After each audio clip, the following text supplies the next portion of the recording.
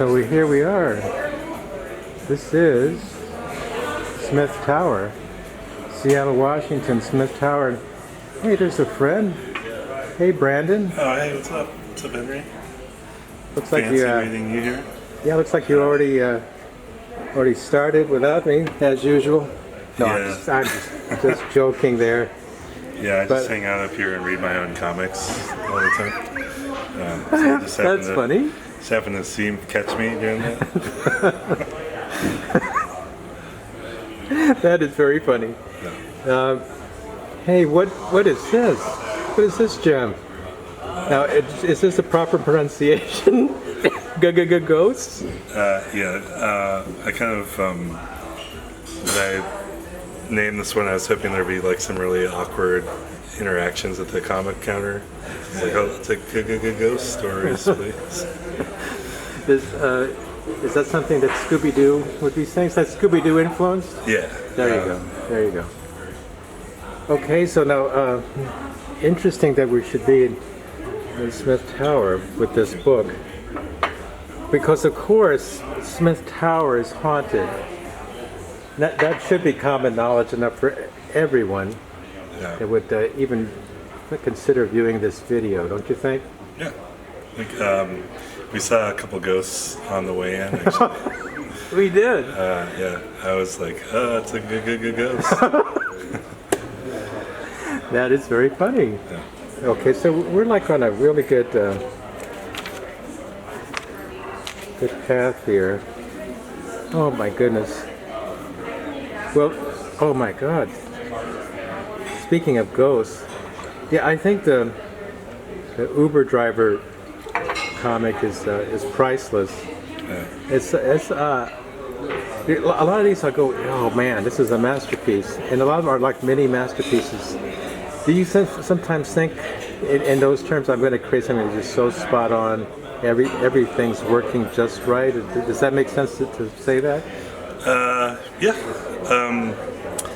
I always feel like when you're working on a book, especially, that you can get in this mode where everything you do just works, and then when you finish a book, I always have a period where I just struggle and I just can't successfully draw anything. But when I'm making a book, I can just like set a schedule and everything works on the first drive for some reason. If that makes sense.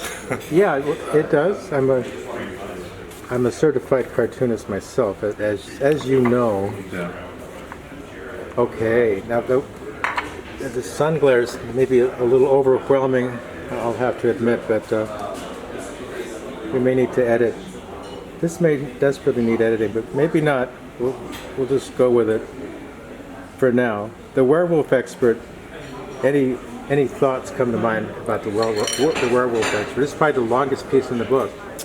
Yeah, there's kind of a trope in horror movies and horror TV shows where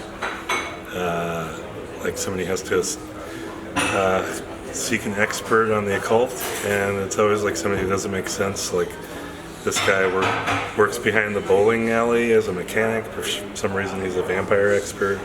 So it's kind of riffing on that idea where in this comic, somebody consults a Barnes & Noble bookstore employee, and it's their first day, and they shouldn't know anything about werewolf lore, but as it turns out, like, part of the orientation of being a Barnes & Noble employee is they teach you all about werewolf lore, so it's just kind of like hyping the ridiculousness of that. And then the character in the story knows a lot about werewolf lore, but then eventually he like doesn't know the answer to a question, so he consults his assistant manager, and she like knows even more werewolf lore to a ridiculous degree. So it's just kind of like a comedy, making fun of that premise, I suppose. Yeah. How would you describe your comedies? A mashup of horror and low-key absurdist humor? Yeah, I mean, I'm kind of like an absurdist existentialist. I think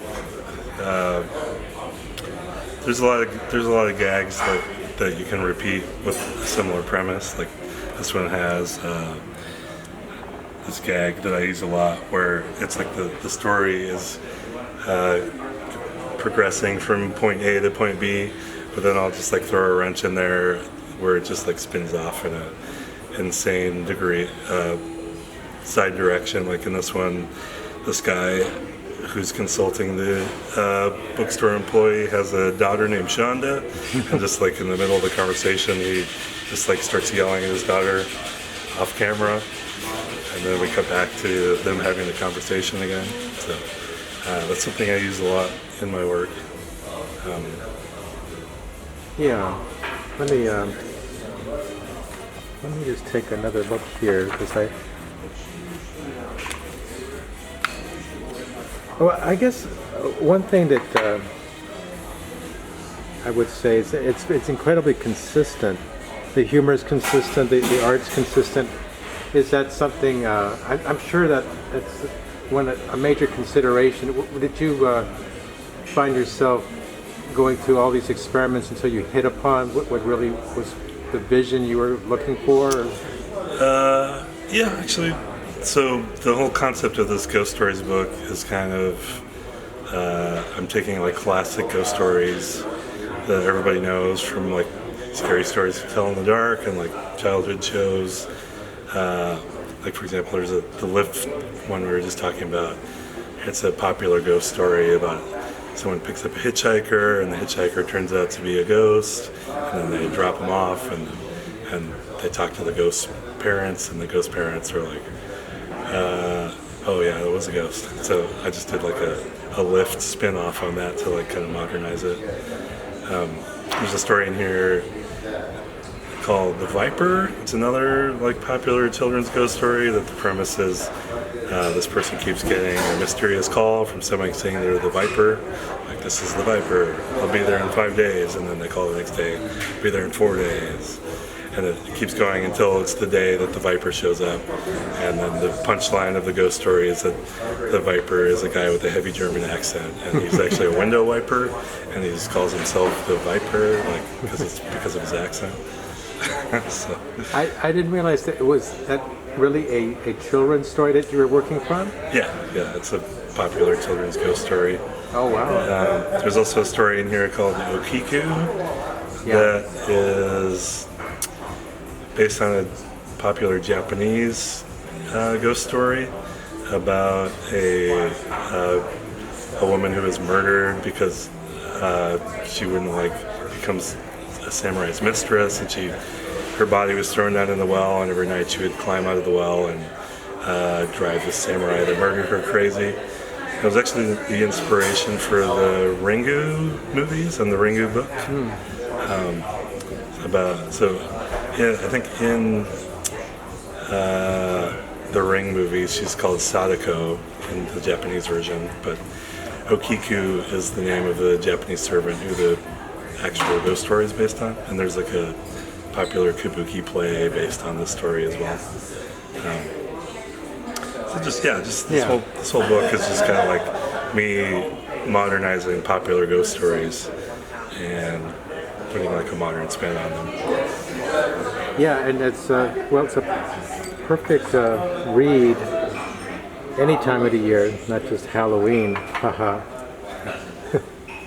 All right. Well, thanks for cluing us in on this, Brandon. This is something that I think would be of value to a lot of folks to know about and to seek out.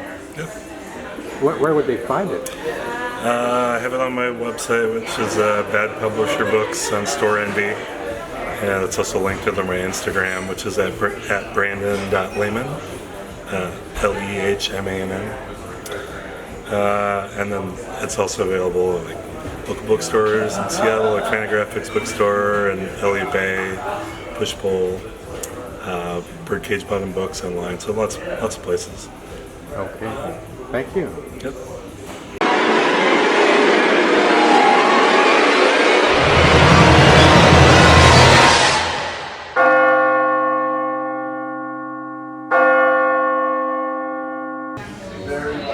Okay, so I'm looking here at Brandon Lehmann's Ghost Stories, and here's Brandon And I just wanted to ask you, Brandon, we chatted a little bit beforehand, and I wanted to just add, it's like the bonus round. Okay. What would you like to maybe tell us about the comics scene in Seattle? I'm sure people worldwide would like to know.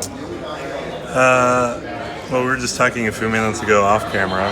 I feel like Seattle is one of those cities in the United States where we have a really strong, cohesive comic scene where everybody really knows each other, interacts all the time, and it's things like the Fantagraphics bookstore has events all the time that we all kind of go to.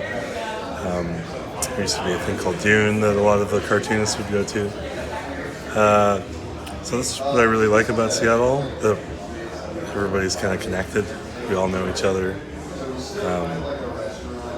Yeah. And what could you tell us about, your creative process, how you attack a comic page? So I consider myself kind of like a writer is my strength. So I keep a little thing on my phone. I can choose an example. I keep Microsoft OneNote, it's just like tons of random jokes and script ideas that I hope to work through one day. It's kind of like my comics bucket list, except I keep adding water to the bucket. I need to maybe let the water run out a little bit. So I'll write a script, and then I just kind of put it together. I feel like if you can get yourself into a mode, a production mode, I call it, where you're just like continuously making comics, it kind of helps you like just kind of work through stuff. So I try to keep myself in that mode a lot. I got a new video game called Elden Ring that I have been playing for 3 months. I had to wean myself off that so that I can draw comics again. It's a struggle to get back at it. Yeah. Let me ask you, you're not going to be expecting me to ask you this, but the whole idea of working with words and pictures, there's been a lot of talk about how that helps with cognitive skills and retention of information. Is there something you'd like to say maybe about that, using of words and pictures? Maybe that makes sense. Well, it's because it kind of boils things down to their essentials, and it gets to the bottom of things. I kind of always thought that I might be a good film director, and maybe a lot of comic artists would be, because it's kind of like marrying that story and the visual, visual storytelling. The thing that's really cool about comics is that you can say more with a single image than you can in like 2 pages of prose a lot of the time. So you can, it's really more an art form of being as concise as possible and getting your point across. But I haven't really thought about the brain thing. I mean, well, this is a primal thing. We're drawn to something that's nice and crisp, just the words and the images, especially those images, the icons. Yeah. But let me just say that the way that the sun is hitting this whole scene, we're in Smith Tower. Isn't just that alone, isn't that awesome? We're in Smith Tower, which is haunted, right? Yeah, we saw some ghosts. I know. This is and if you've never been to Seattle, or if you've lived here for a long time, Smith Tower is like one of the original skyscrapers on the West Coast, and for a long time it was the tallest skyscraper on the West Coast. And it's a really cool building. It's actually, nobody really knows about it. Everybody thinks of the Space Needle when they think of Seattle, but Smith Tower has actually got a much cooler view, and it's a great place to go. There you go. This place. And I must say one word about this. Is the Emerald City break, and there's a little bit of the view. My God, it is amazing. Well, there you go. Smith Tower, the drink, and the cartoonist. Thank you.